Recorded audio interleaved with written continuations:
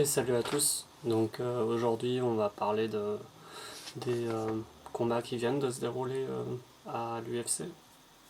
Woodley contre Burns, Gilbert Burns. Et donc on commence tout de suite par le combat principal. Woodley qui venait de perdre, son précédent combat, il a perdu contre le champion en titre Kamaru Usman, qui l'a dominé pendant tout le combat. Woodley qui était vraiment en mode défensif, même un peu trop défensif par rapport à ce qu'il était avant. Et du coup, c'était intéressant de voir comment il allait combattre maintenant contre Gilbert Burns.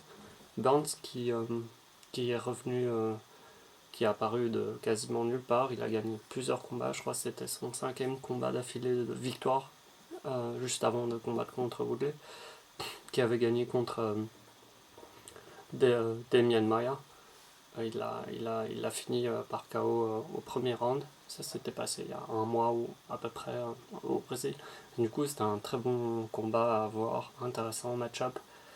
Et du coup, ouais, Woodley, j'étais curieux de voir comment il allait combattre et il a été plus agressif que quand il avait combattu Kamaru, mais quand même, il était quand même sur la défensive.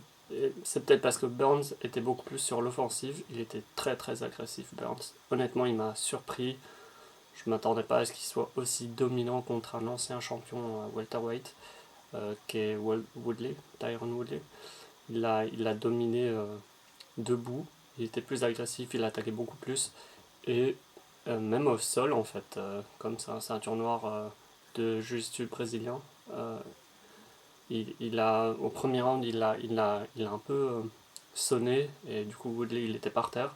Puis ce qui m'a choqué, c'est que il l'a tellement bien maîtrisé, même après il l'a full mount, donc il l'a monté totalement. Et tout ça au premier round, j'étais vraiment surpris par.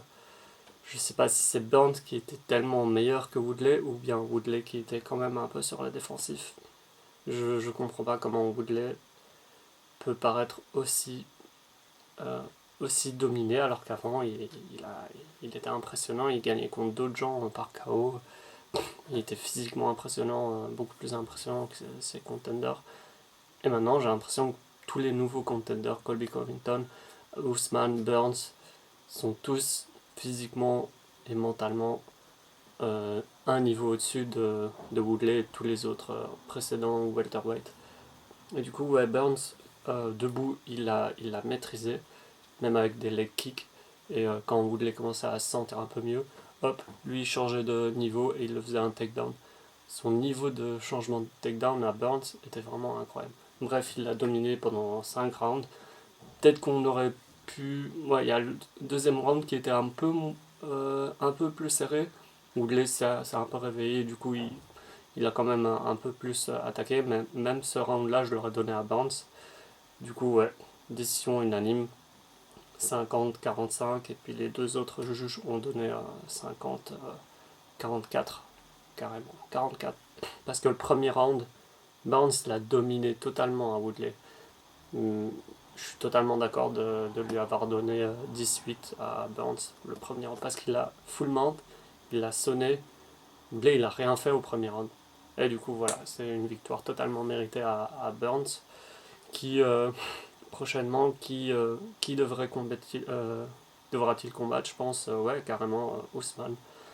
Il a dominé Woodley de la même façon que Ousmane a dominé Woodley, voire même plus impressionnant. Ousmane, je pense pas qu'il l'ait sonné à Woodley, il a beaucoup plus fait de la lutte avec lui et mis par terre et enchaîné.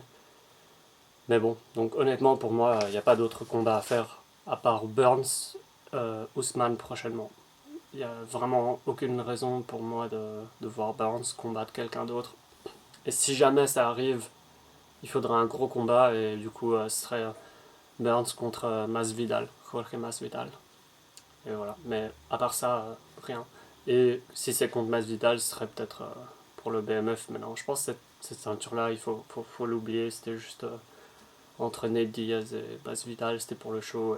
Et donc, ouais, non. Burns mérite totalement le combat pour la ceinture prochainement. Et qui devrait Woodley, quel combat pour Woodley prochainement? Peut-être Colby Covington. Je pense que ce sera un beau combat et le gagnant pourrait remonter en tant que contender. Ou bien Leon Edwards, qui lui, il devait combattre, je crois, à la base, tous les deux, avant le problème mondial qu'on a maintenant. Ils devaient combattre tous les deux, et donc, ouais, Woodley et Edwards, qui doit remonter, qui est très très bon, un excellent contender, mais qui n'a pas combattu récemment. Du coup, ouais, je pense que ça pourrait être intéressant, eux deux, l'un contre l'autre. Après, cette carte, elle n'était pas incroyable niveau nom. Il n'y avait pas beaucoup de gens connus. Il y avait quelques noms un peu connus, genre Mackenzie Dern ou bien Kathleen Chookagian qui a combattu Valentina précédemment. Mais voilà, c'est pas des combattants ultra connus, mais il y avait quand même des combats intéressants, dont Billy Quarantillo contre Spike Carlyle. C'était un combat ultra sauvage et ils m'ont fait exploser de rire, surtout Spike, genre 10 secondes avant la fin du combat, il se retourne le mec et avant que le combat finisse, du coup Billy lui enchaîne, il lui donne un crochet, c'est tout à fait mérité, tu tournes pas le dos tant que le combat n'est pas fini, quoi, c'était n'importe quoi. Mais ouais, ils m'ont fait vraiment rire, mais malgré, à part ça, c'était un beau combat et c'était très serré et je pense que ouais, Billy a pu quand même attendre parce que Spike Carlyle combat comme un dingue au premier round et ouais, si après Billy a pu calmer les ardeurs de Spike, il a pu un peu plus enchaîner et du coup ouais, je pense que c'est une victoire méritée. Billy a gagné les deux derniers rounds alors que Spike c'était plus le premier round malgré, malgré le fait qu'il soit retourné et qu'il ait ramassé un crochet bien mérité. Tu donnes pas le dos à ton adversaire tant que le combat est pas fini, c'est n'importe quoi. Donc à part ça, il y avait un autre combat, c'était Roosevelt Roberts, un très grand lightweight qui fait genre 1m87, 6 pieds 2 pouces, contre Brock Weaver, aussi un grand lightweight qui fait 1m83, c'est-à-dire 6 pieds. Ouais, c'était un combat intéressant. Honnêtement, Roosevelt m'a impressionné.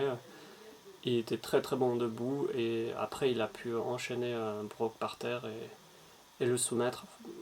Un très bon prochain, je pense que c'est une bonne star ascendante à voir, à surveiller de très près en lightweight.